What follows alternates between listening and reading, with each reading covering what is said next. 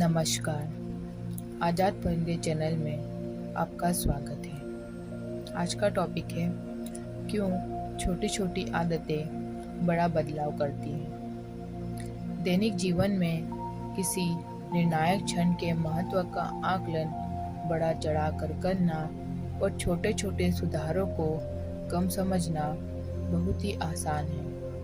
हम यही मानते हैं कि बड़ी सफलता में ज़्यादा प्रयास जरूरी है, भले ही वह वजन घटाने का मामला हो, कारोबार बढ़ाना हो, पुस्तक लिखना हो, चैंपियनशिप जीतना हो या किसी मकसद को प्राप्त करना हो। हम अपने आप पर इतना दबाव डालते हैं ताकि किसी तरह से कुछ ऐसा बदलाव हो सके कि हर कोई इस बारे में बात करे। इन सब के बीच 1% सुधार विशेष रूप से कोई मायने नहीं रखता। कभी कभी तो इस पर कोई ध्यान तक नहीं देता, लेकिन यह लंबे समय के लिए बहुत अर्थपूर्ण हो सकता है। छोटा सुधार लंबे समय में असाधारण अंतर दिखा सकता है।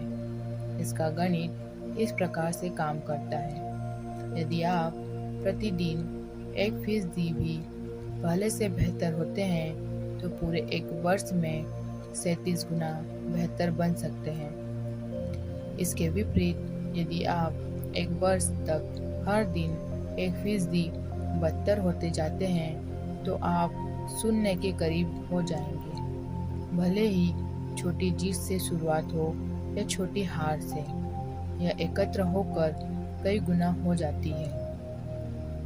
आदतें आत्म सुधार का चक्रवृद्धि ब्याज होती है। जिस प्रकार से धन चक्रवृद्धि ब्याज में कई गुना बढ़ता है, उसी प्रकार से आपकी आदतों का प्रभाव बार बार करने पर बढ़ता जाता है। भले ही वे किसी दिन मामूली बदलाव के रूप में दिखती हो, लेकिन कई महीनों और वर्षों में इनका प्रभाव जबरदस्त हो सकता है। जब आप 2, 5 या कदाचित 10 वर्ष बाद पीछे की ओर देखते हैं तो आपको स्पष्ट दिखता है कि अच्छी आदतों के मूल्य क्या है और बुरी आदतों के लिए क्या कीमत चुकानी होती है। इससे कोई फर्क नहीं पड़ता है कि आप अभी कितने सफल या असफल हैं, लेकिन फर्क इससे पड़ता है कि आपकी आदतें आपको सफलता के मार्ग पर डाल रही है या नहीं। आपको अपने वर्तमान नतीजों की बजाय अपने वर्तमान मार्ग पर अधिक ध्यान देना चाहिए। यदि आप करोड़पति हैं और आप हर महीने जो कमा रहे हैं उससे अधिक खर्च कर रहे हैं तो आपका रास्ता ठीक नहीं है। यदि आपके खर्च करने की आदतें बदलती नहीं हैं तो अंत अच्छा नहीं रहेगा। इसके विपरीत आप हर महीने कुछ न कुछ बचा रहे हैं तो आप वित्तीय रूप से स्वतंत्र या स्वायत्त होने के मार्ग पर आगे बढ़ रहे होते हैं। भले ही आप जितना चाहते हैं उससे धीमी गति से चल रहे हो।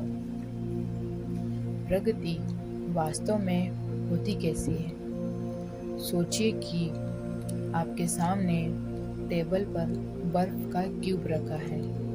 कमरे में इतनी ठंडक है कि आप अपनी सांस को देख सकते हैं। यह तापमान 25 डिग्री है। कमरा धीरे धीरे गर्म होने लगता है। 26 डिग्री, 27 डिग्री, 28 डिग्री। आपके सामने रखी टेबल पर बर्फ का क्यूब अभी भी है। 29 डिग्री, 30 डिग्री, 31 डिग्री। अब तक कुछ नहीं हुआ। फिर 32 डिग्री, बर्फ पिघलने लगती है। इससे पहले 1 डिग्री बढ़ने में इतना अंतर नहीं पड़ा था, लेकिन इस 1 डिग्री ने बड़ा परिवर्तन कर दिया।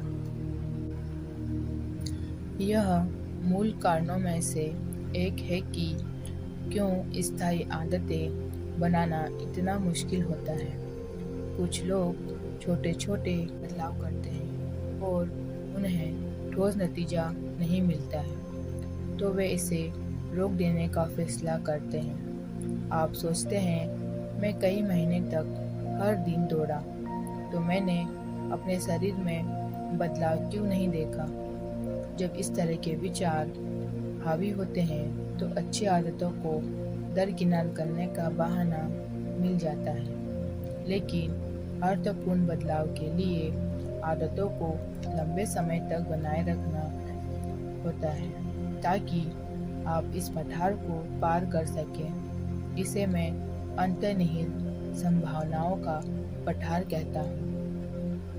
यदि आप देखते हैं कि आप अच्छी आदतों को बनाने और बुरी आदतों को खत्म करने के लिए संघर्ष कर रहे हैं तो इसका मतलब यह नहीं है कि आप सुधरने की क्षमता खो चुके हैं। अक्सर यह इस कारण से होता है कि आप अब तक अंतर्निहित संभावनाओं का पठार पार नहीं कर पाए हैं। कड़े परिश्रम के बाद भी सफलता हासिल न करने की शिकायत करना, कमरे को 25 से 31 डिग्री तक गर्म करने के बाद भी क्यूब का न पिघलने की शिकायत करने जैसा ही है।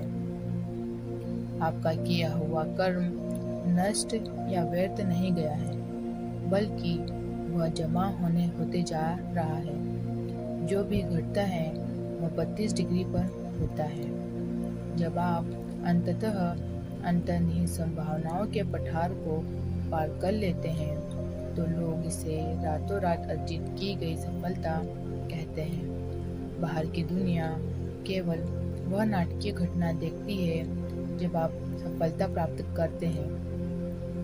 वह प्रक्रियाएं नहीं देखती जिनसे आप निकले हैं, लेकिन आप जानते हैं कि आपका वह काम ही है जो आप लंबे समय से कर रहे थे, जिसके कारण आज आप उछाल ले सके हैं। जबकि कभी ऐसा लगता था कि आप किसी तरह की प्रगति नहीं कर रहे हैं। महारत हासिल करने में धैर्य लगता है। NBA के इतिहास की सबसे सफल टीम सेंट एंटोनियो स्पर्स ने समाज सुधारक जैकब रीज का एक कथन अपने लॉकर रूम में लटका रखा है। जब मुझे कोई भी मदद करता हुआ नहीं दिखता है तो मैं पत्थर तोड़ने वालों की ओर देखता हूँ जो चट्टान पर हथौड़ा चलाते हैं। करीब सैकड़ों बार वे चलाते होंगे तो भी उसमें दरार नहीं आती है। 100 के बाद पहले ही हथौड़े में यह 2 टुकड़ों में बढ़ जाते हैं और मैं जानता हूँ कि यह अंतिम हथौड़ा नहीं होता है जिसने इसे तोड़ा, बल्कि पहले भी जो चले हैं उनका भी असर होता है। प्रयासों के नतीजे अक्सर देर से ही मिलते हैं। कई माह या वर्षों के बाद हमारे द्वारा पहले किए गए काम का हम वास्तविक मूल्य समझ पाते हैं। यह निराशा की घाटी बना देता है जहाँ लोग हफ्तों और महीनों मेहनत करने के बाद भी बिना किसी परिणाम के हतोत्साहित महसूस करते हैं। हालांकि यह काम व्यर्थ नहीं जाता है, यह जमा होने लगता है। हमारे पिछले प्रयासों का पूर्ण मूल्य काफ़ी समय बाद मिलता है। धन्यवाद।